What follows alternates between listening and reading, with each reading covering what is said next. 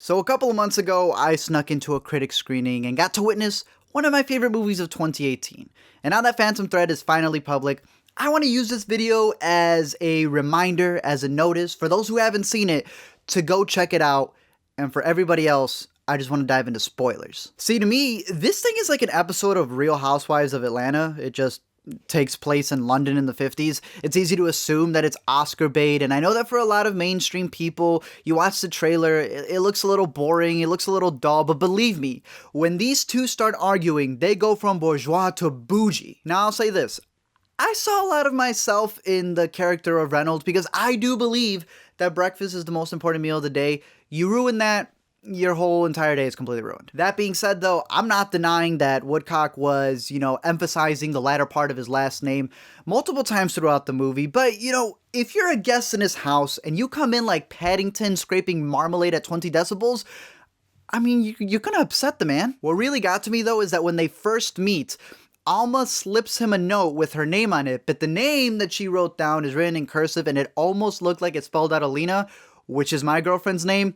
So I thought I was having like a Truman moment. But besides being fascinated with the character of Woodcock, I think this movie covers three different things phenomenally. And that's love, work, and power dynamics. See, the movie kind of plays out like a Beauty and the Beast tale. Woodcock's supposed to be this overbearing monster who mans everyone in his castle. He brings over a guest who then starts doing things her way and eventually conquers the beast and shows him true love by poisoning him. Is it unconventional? Of course. I have seen so many movies in this past year that have dealt with poison mushrooms that I can't even play Mario anymore. In fact, if you rewatch the movie carefully, you notice how we're seeing flash forwards of her talking to the doctor and kind of narrating the past, and we notice that she's actually been poisoning him for a while. Like there's that scene after the showing where we think he's upset due to how it went that, he even lets her drive him home, but really, it was just her continuing to poison him with the mushrooms. So while it is a crazy way to bond with someone, to, make someone love you, and trust me,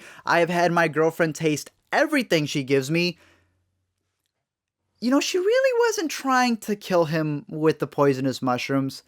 She was just trying to break his ego. Is it jacked up? Is it crazy? Of course, but what's even more insane is the fact that he likes it. When my dude puts that omelet in his mouth and realizes that she's been breaking him, he completely falls in love with the fact that someone has gone this far just to take care of him. He realizes the true meaning of love. And so you wonder, does anybody love you that much to poison you and pick up your own vomit? I don't think drinking counts. In terms of work, I think it's kind of like the ending of Whiplash, where there was a teacher who wanted an apprentice to, become a master at the craft. Woodcock wanted his work to continue. Like, that's the thing that he focused on the most. And while he was using women as his muse, it's at the end when he realizes that what he really needs is a partner. Someone who respects his craft as much as he does, and it's gonna help him further it. Like, that picture of Maya and PTA?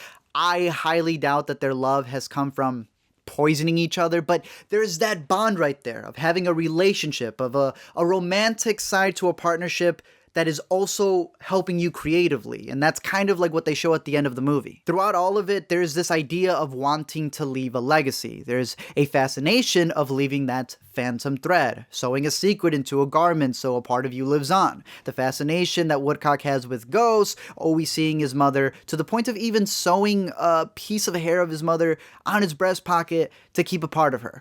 I'm sure that we all want to be remembered Coco style after we're gone, especially if we create things. We want them to live on, and the best way to do that is if you have a partner with you who's willing to help you leave that legacy. Minus the mushrooms. Like I said, I think the movie is an unconventional love story. I think it takes, your work relationship to an extreme.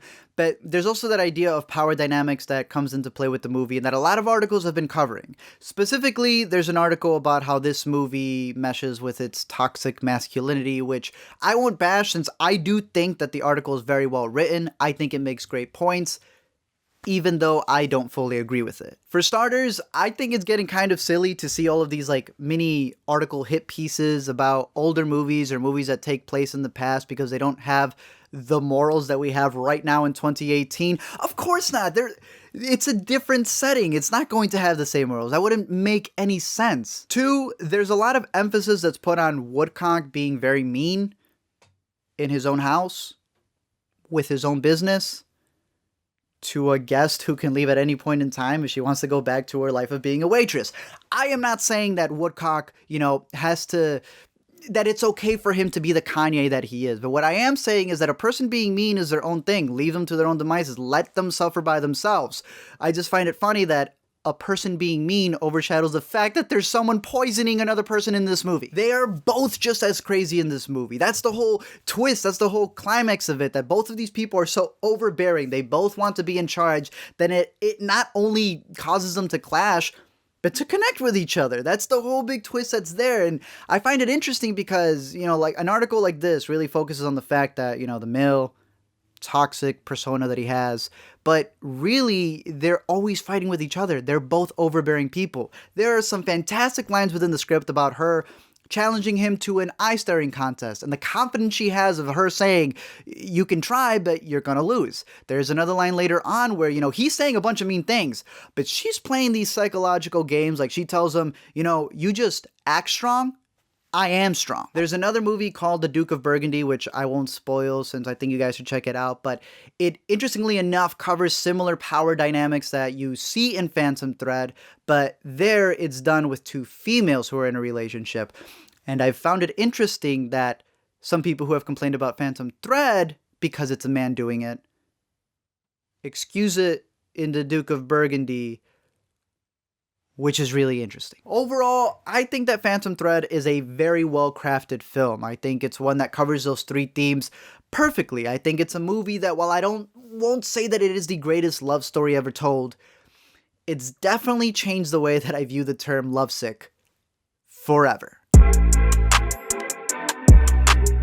Big shout out to my patrons who for $1 a month help make this show possible and get a bunch of perks over there. Again, for just $1 over at the A to Z Show's Patreon. Thank you for you guys for watching this video. Let me know your thoughts down below. Argue, I guess. Let me know what your favorite movie of 2017 was, as well as letting me know your thoughts on Phantom Thread and that ending, and whether you're avoiding mushrooms of any kind for the rest of your life.